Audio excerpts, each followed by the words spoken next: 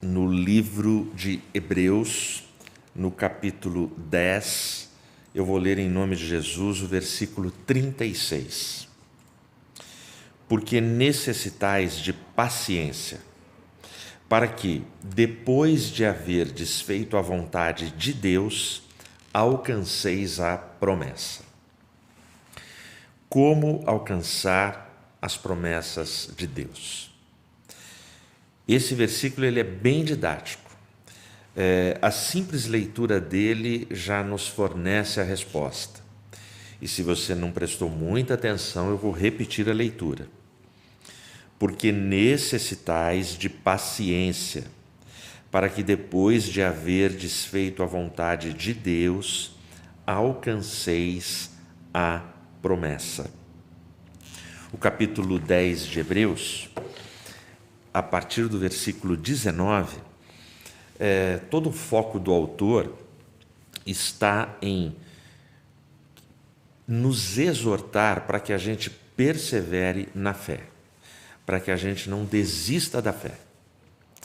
Esse é o contexto, esse é o ambiente, esse é o clímax desse capítulo 10. Feche seus olhos para a gente orar. Pai, muito obrigado por esse tempo, obrigado por esse momento, obrigado por esta celebração. Obrigado pela presença e pela vida de cada um, de cada família, cada casal. Eu peço em nome de Jesus que o Teu Espírito Santo entre nos corações, nos lares, nas famílias, a começar no meu lar, no meu coração, na minha família. Que o Teu Espírito Santo fale uma vez mais através da Tua santa e poderosa palavra. Em nome de Jesus eu oro. Amém. Uma senhora comprou um carro zero, um carro legal, um carro que é o sonho de 9 entre 10 pessoas, ou seja, eu quero ter um carro zero para não ter problema, para não ter dificuldade na rua, para eu não passar nenhum sufoco, nenhum perrengue, nenhum aperto. O problema é que carros, independente se eles são usados, seminovos, antigos ou zero, eles são máquinas. Máquinas quebram, máquinas falham. E essa senhora, um dia, ela estava andando com o seu carro, poucos dias que saiu da concessionária, ela está no centro da cidade, ela está no trânsito e o carro simplesmente se recusou a funcionar. O carro parou de funcionar. E aí ela manteve a calma, manteve a paciência e ela tenta lá pegar o carro, checa os botões, olha os ponteiros, os marcadores, pega manual de instrução, mas tudo isso que eu estou te falando leva alguns minutos, isso vai levando tempo.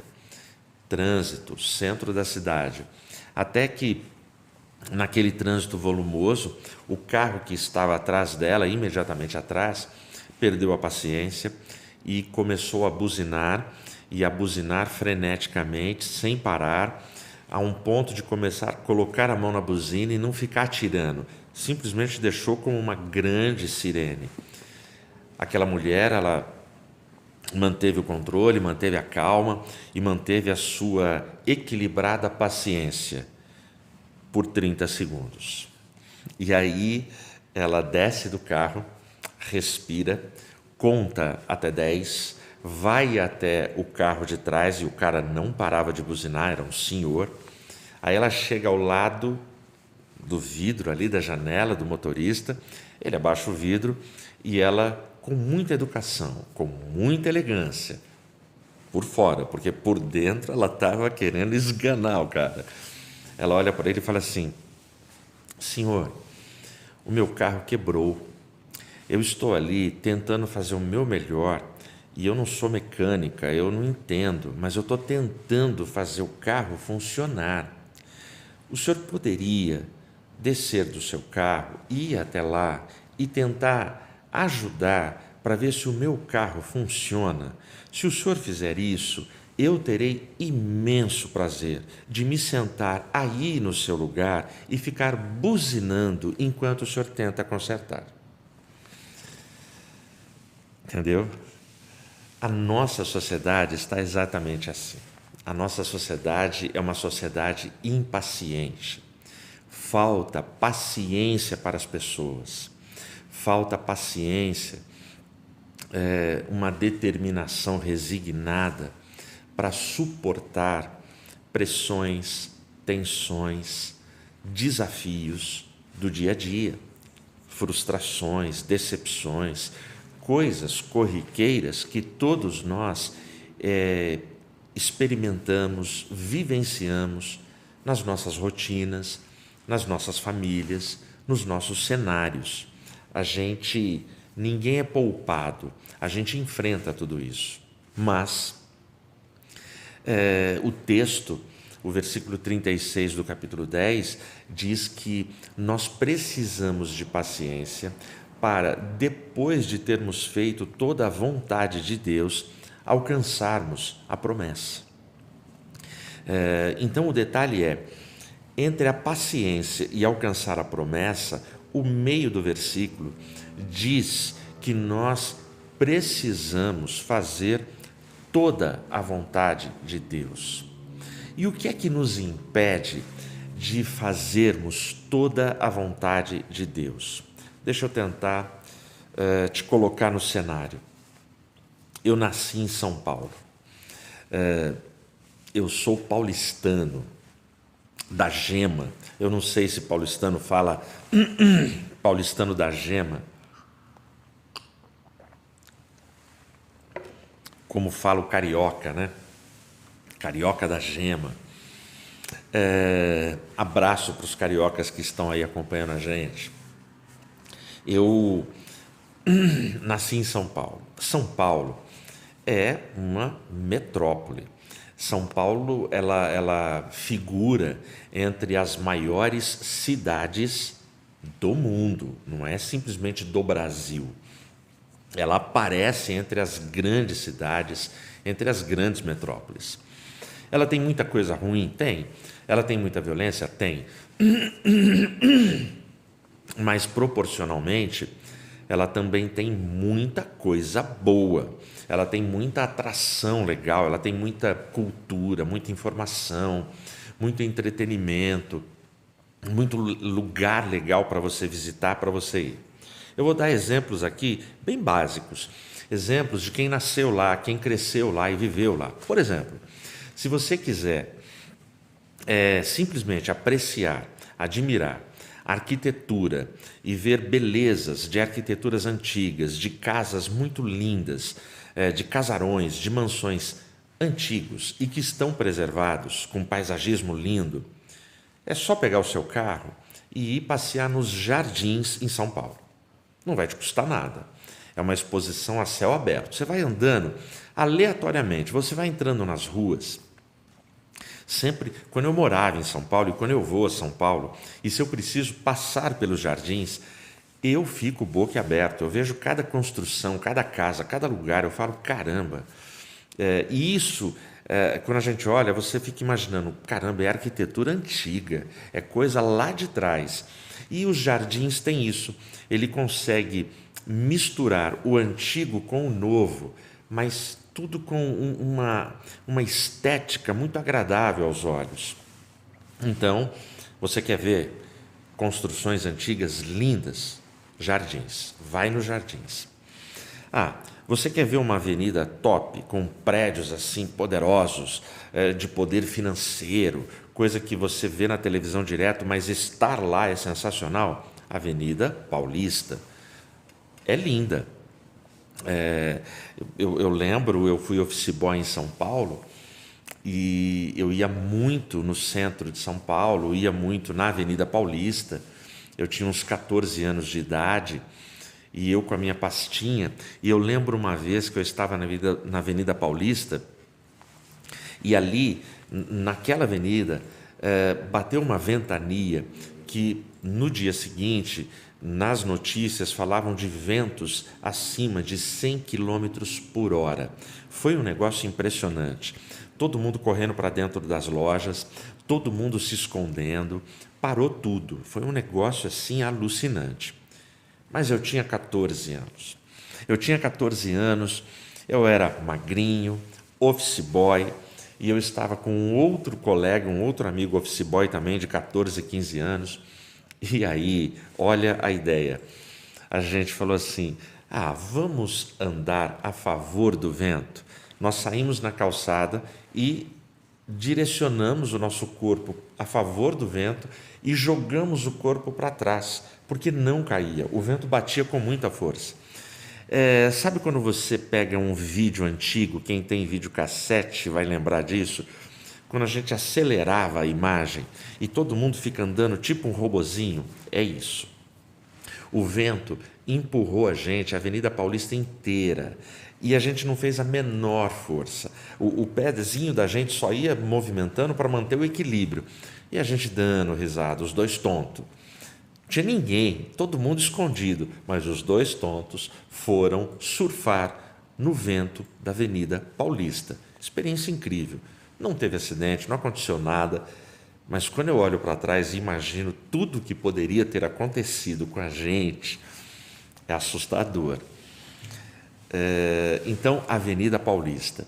Se você quiser conhecer um pouquinho da história do nosso país, da nossa São Paulo, vai no Ipiranga. Você vai no Ipiranga, você vai ter ali pontos históricos, você tem um museu, você tem muita coisa legal. Bom, e eu poderia ficar aqui numa lista interminável, sabe, de lugares tradicionais para você visitar, para você conhecer. Bom, mas deixa eu citar o último exemplo. Agora, se você quer ficar com uma depressão profunda, eu te convido a ir na Rua Boa Vista, no centro de São Paulo. Quando você vai na Rua Boa Vista e você chega no prédio da Associação Comercial de São Paulo, há alguns anos, essa associação colocou ali um painel eletrônico que recebe o nome de impostômetro. Você olha para esse painel, os números não param.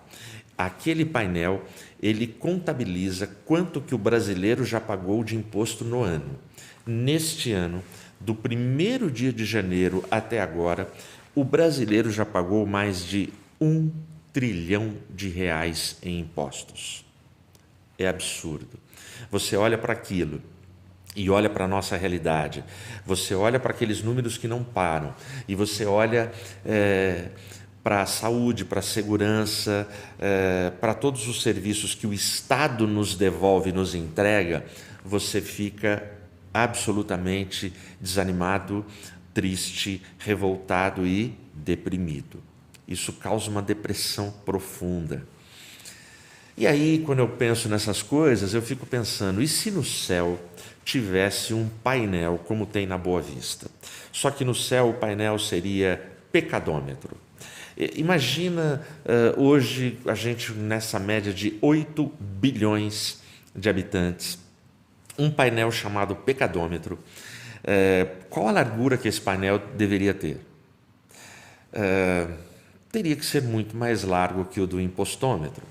Como é que se contaria e contabilizaria as multidões de pecados, expressão bíblica, que cada ser humano pratica diariamente? Como é que seria? Será que daria tempo da gente ler? Ou seria aquela coisa de filme, quando passa em alta velocidade, ia ser só um rastro, porque não ia dar para marcar? Você acha que é exagero meu? A linguagem econômica, a linguagem de grana, a linguagem de valores monetários é uma linguagem comum e usada na Bíblia para se referir a pecado. Um exemplo apenas, a oração do Pai Nosso. Perdoa as nossas dívidas. E aí, quando você começa a entender, perdoa as nossas dívidas, e se tivesse um painel contando tudo isso, seria um negócio absurdo. Imagina, eu fiquei bravo no trânsito. Eu buzinei porque quebrou o carro na frente. Eu desci do carro porque o cara buzinou para mim e eu desci irado querendo me vingar. Eu tomei uma fechada. Eu contei uma pequena mentira no celular para alguém que eu não estava afim de falar. Eu desejei o mal, eu invejei, eu fofoquei, eu caluniei. É tanta coisa, são tantas escorregadas pequenas, indiferentes ou grandes, graves, profundas que a gente dá. Seria um negócio absurdo, seria um negócio absurdo. E aí eu tenho que ler para você, para fazer o contraponto com o versículo 36, os 2 primeiros versículos de Isaías, do profeta Isaías, no capítulo 59. Olha o que ele diz: eis que a mão do Senhor não está encurtada para que não possa salvar, e nem o seu ouvido obstruído para que não possa ouvir. Legal, né? O primeiro versículo só tem bênção. A mão do Senhor não está encurtada, não está encolhida, os seus ouvidos não estão obstruídos, ele pode salvar e ele pode ouvir. Agora olha o 2. Contudo, as vossas iniquidades têm feito separação entre vós e o vosso Deus, e os vossos pecados têm escondido a face dele de vós, assim ele não ouvirá. Ou seja, o pecadômetro, o painel que eu te falei, é exatamente o resultado que é produzido nesse painel imaginário. Ainda bem que o painel não existe, mas é só o painel que não existe, porque o impostômetro na Boa Vista ele pode falhar. Pode ser que ele não consiga computar assim, em tempo real, tudo certinho, cada centavo, mas o olhar de Deus, a soberania de Deus, a onisciência, a onipresença de Deus, os olhos de Deus percorrem toda a terra. Nada escapa à sua visão, ao seu juízo, ao seu julgamento, nada. E esse texto diz que exatamente os meus pecados, os seus pecados, os nossos pecados, é o que faz separação entre nós e o nosso Deus. E por causa disso, ele já não nos ouve. E aí, Hebreus 10, 36, me convida a ter paciência e fazer toda a vontade de Deus. E o que é que me impede de fazer toda a vontade de Deus? Os meus pecados. Então a gente vive num conflito muito grande. Então, como que eu alcanço a vontade de Deus? Bom, para colocar um mínimo de equilíbrio e de misericórdia nessa equação, nessa matemática, eu e você dependemos da graça. Nós dependemos do amor, do perdão e da graça de Deus. Mas não dá para a gente se acomodar dizendo assim, bom, então eu vou ter o amor, a graça e o perdão de Deus e então eu vou tocar minha vida. Não. Eu e você precisamos fazer o nosso melhor. A gente precisa, ainda que a gente não consiga, a gente precisa lutar contra o pecado nas nossas vidas. A gente precisa disciplinar os nossos pensamentos. É Paulo que vai dizer que eu e você precisamos levar cativo todo o pensamento a Cristo. A gente precisa ter essa disposição, essa predisposição, essa luta de fazer toda a vontade de Deus. E a palavra paciência em Hebreus 10, 36, em muitas traduções, ela foi traduzida como perseverança. Então, a paciência de Hebreus, ela é paciência e ela é perseverança. O problema do texto de Hebreus é que ele não fala de prazo, ele não fala de limite, ele não fala de uma data, ele não fala assim, mas até quando eu vou ter que ter paciência? A senhora lá do carro que quebrou no trânsito foi 30 segundos. O cara atrás dela foi menos de 30 segundos. Que ambiente a gente vive? Como é que é a sua casa? Como é que é o seu trabalho? Como é que é a sua igreja? Como é que são as suas demandas? Como é que são as cobranças em cima de você? Como é que você cobra os outros? Que nível está a sua paciência? Que nível está a sua perseverança? Porque o que Hebreus está dizendo sobre fazer toda a vontade de Deus significa Não desista, não desanime, não abandone a sua luta em fazer toda a vontade de Deus. Evidente que pecadores como eu e você, nós não temos a capacidade de realizar toda a perfeita vontade de Deus. A gente não alcança, porque somos pecadores. Mas Deus nos conhece. Deus conhece os nossos corações, os nossos pensamentos, conhece as nossas intenções. Deus conhece o nosso caminhar. Eu não quero ouvir dele naquele último dia: apartai-vos de mim que eu não vos conheço. Mesmo vocês tendo expulsado demônios, mesmo vocês tendo feito maravilhas no meu nome, eu não vos conheço. Eu prefiro ouvir de Deus: vem para cá, servo bom e fiel, vem para a minha festa, para as bodas que estão preparadas para você. Portanto, alcançar as promessas de Deus, existem duas formas de entendermos. Uma é a promessa da eternidade. Ok, essa está fora do nosso alcance. Essa a gente não sabe nem explicar como vai ser. A própria Bíblia nos apresenta símbolos, semelhanças, mas a Bíblia não tem uma descrição literal. Não tem. A gente entende uma vida sem morte, sem lágrimas, sem dor, mas não tem, tanto não tem, que a gente ouve cristãos falando assim: Jesus podia demorar um pouco, eu estou prosperando, eu estou bem, minha empresa, meus negócios, eu quero curtir um pouco mais. A pessoa que fala isso, ela não entende a vida, ela não entende o mundo que está acontecendo. Eu tive um almoço de negócios esses dias com um rapaz extremamente bem-sucedido, rico, não tem problema que muitos normais como eu e você temos, vive muito bem, mas é muito crente. Esse rapaz, ele falou assim: pastor Ed, Jesus podia voltar agora, e eu sei o prato que ele pediu, e o prato que eu pedi, ele me convidou para esse almoço, ele pagou esse almoço, glória a Deus, entendeu? E eu lembro que quando ele falou isso, eu falei: podia voltar agora. Eu falei: e quer saber uma coisa? E foi interessante, ele falou e eu falei ao mesmo tempo: Jesus podia vir já, antes até de chegar a nossa comida, entendeu? A gente tem essa expectativa. Eu não sei o tempo, não sei, mas Hebreus me chama a fazer a vontade de Deus, e eu vou alcançar essa promessa.